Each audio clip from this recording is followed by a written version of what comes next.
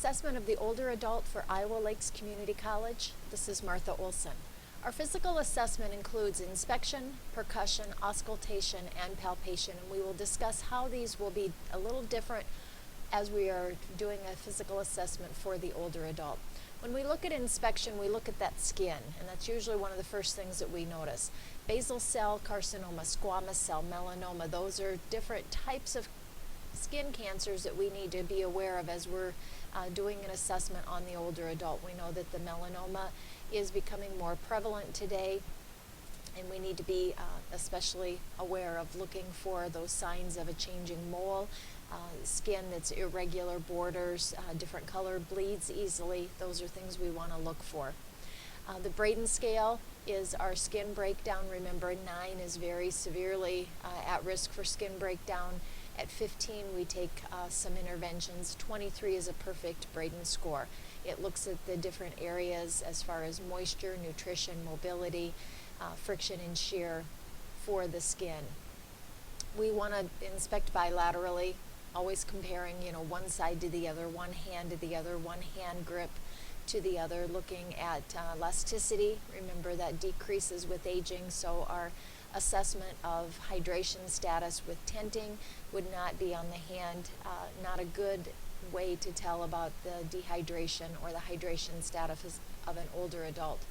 And then the clubbing of the nails, remember, is a long-term, has come on for a long time as a result of some changes to the respiratory and the circulatory systems. Palpation is to touch. We look at the skin turgor, the temperature, any distension or masses.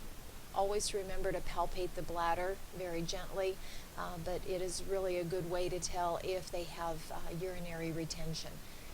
Blood vessels on the older adult, many of them have very fragile blood vessels, and we need to be very careful as we palpate.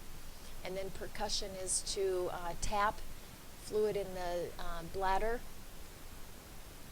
if you don't have a bladder scanner, and then you can also tap over the lungs or the rib cage to see if it's fluid or air. If they have pneumonia, if they have a PE, can sometimes be told by percussion. When we auscultate, we listen. Remember, lung sounds, we auscultate 8 on the front, going from side to side and down, side to side and down. Bowel sounds, you start in the lower right quadrant where that large intestine begins, and you follow it up the ascending colon, transverse, and finally your last bowel sounds to be auscultated are in the lower left quadrant. And then the carotid pulses, listening for that bruit. As we look at some of the screenings they recommend, it's all based on age, and when a person should have their first colonoscopy is usually age 50, but that would be much lower if a person has a family history of colon cancer, or they will have problems or complaints of pencil-shaped stools, bleeding of the stools, anything with a change in the bowel movement or the elimination patterns. Women, mammograms usually start at age 40, again, unless there's family history or clinical symptoms that would manifest that they need to be started earlier. Men, checking that prostate with a digital rectal exam, DRE, or prostate-specific antigen, which is the blood test. Remember that the blood test would be done first before the digital rectal exam, because the digital rectal will alter the PSA if that is done second. Immunizations for the older adult, there are some new immunizations they are recommending for the older adult besides just the tetanus, the flu, the pneumonia shot. And so each person has to be evaluated by their healthcare provider for the most current immunizations that are needed. And then again, doing a skin assessment for cancer. When we look at height and weight, make sure that you are getting an accurate height and weight, not just an estimated. With osteoporosis and kyphosis, oftentimes the height will change as sometimes they shrink in height as they get older. And then the weight sometimes cannot be very accurately estimated, and many of our medications are based on weight, milligrams per kilogram, and so a very accurate weight on admission is a very necessary part of that overall assessment. When we look at edema, we're looking at, fluid retention, congestive heart failure, so a daily weight is part of the nursing protocol, nursing intervention that we can do without an order. And then look at the diet history. Are they having problems with swallowing? Do they have enough money to buy food or to get to a grocery store to buy food? Do they have anorexia, or their taste has just changed? They don't have much of an appetite. Or they also might have physical complications such as rheumatoid arthritis that keep them from being able to cook meals or open cans and prepare food. When we look at the assessment of the eye, do they wear glasses? Have they had an eye exam recently? Many times the eye doctor is the one that identifies changes to the eye, and they are diagnosed then with diabetes because of changes. Other problems such as safety, driving, activities of daily living can be impacted by changes to the vision. You'll want to look at all of the conditions off to the left: the presbyopia, retinopathy, strabismus, cataracts, glaucoma, and macular degeneration as they relate to the older adult. When we assess the ear, presbycusis is the hearing loss. It tends to go with the aging process, but we also can see earwax that can be causing some hearing loss, Meniere's disease with that inner ear, viral infections, and then the eighth cranial nerve damage from ototoxicity of medications such as your antibiotics. If Lasix IV is given too fast, that can also cause ototoxicity. For the thorax and lungs, we want to look at the symmetrical shape of the lungs. Do they have a barrel chest, or is it any changes to that chest from perhaps previous fractured ribs or something like that?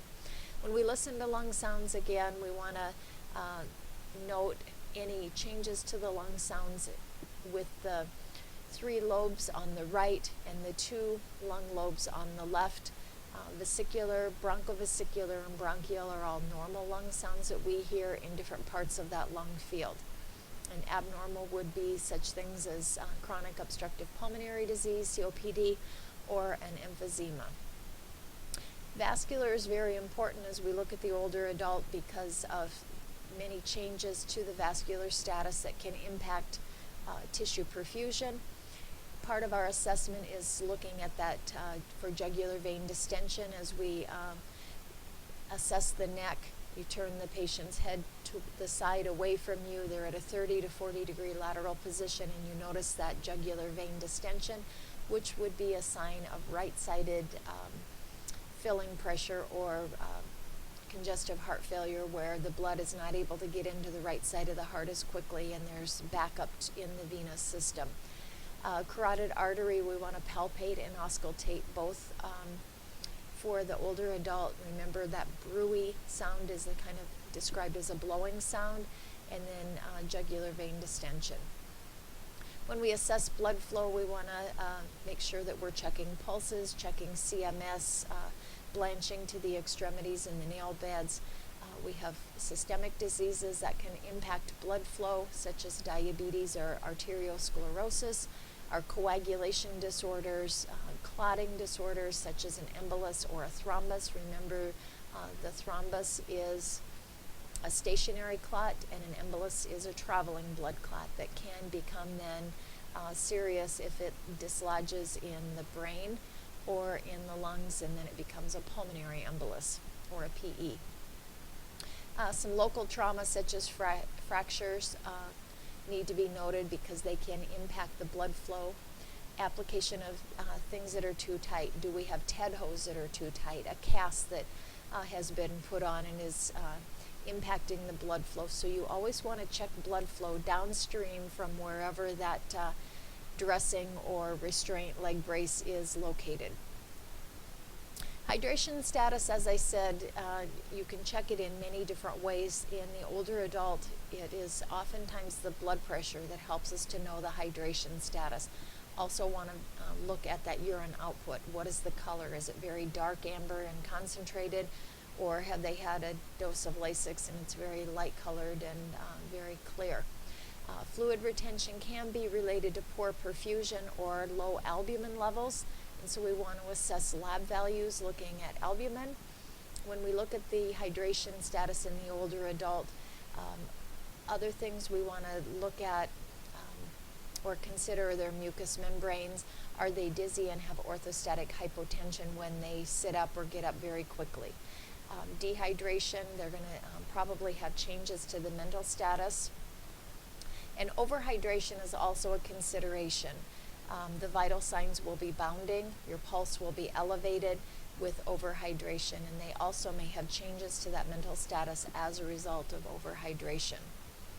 Lung sounds are our number one concern with overhydration at the moment because of the lack of oxygen and carbon dioxide that can be exchanged because of the moisture, the rales and bronchi to the lung fields.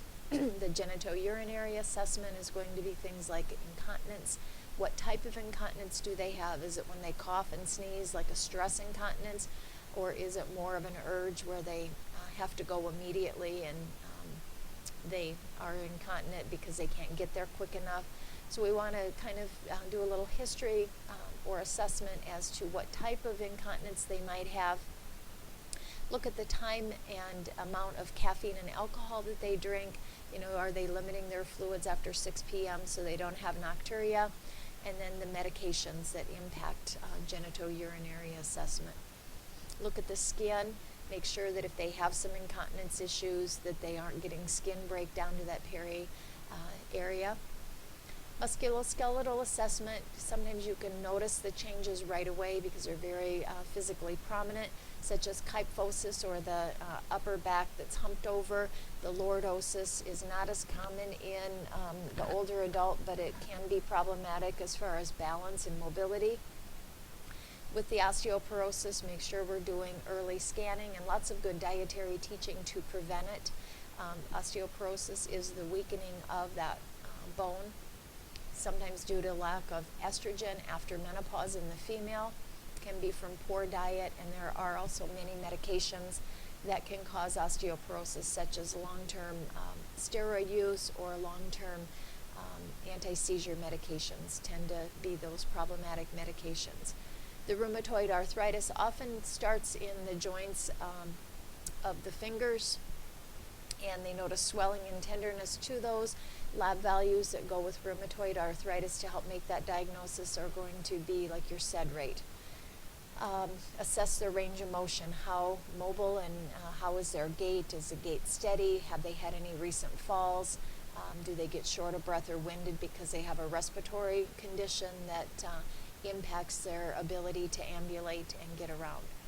And as we look then at our neuro assessment, we always want to think about the mini-mental for dementia, the irreversible changes that they have. Remember, dementia comes on slower, whereas depression and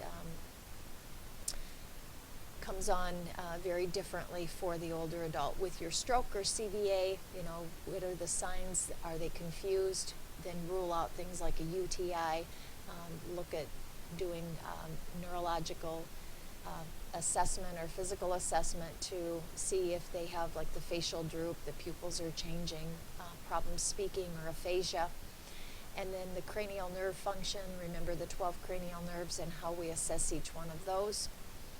Sensory function, can they feel the stroking of a feather? Can they tell that your hands are hot or cold when you touch different parts of the body? And our last part of the assessment then is to look at the hearing. Their taste often diminishes. Many will add more sodium to try to improve the taste or flavor of food, and then that feeling of fullness for them sometimes will happen quicker with anorexia. Feeling sensation using heating pads and electric blankets is not recommended because if they don't have as good of sensation, they can have burns or other thermal injury as a result of changes to the sensory status. And our reference for this is the Potter and Perry. I hope it's been helpful to kind of think about the assessment and changes that we might see in the older adult and how our assessment will need to be changed up just a little bit to accommodate the older adult.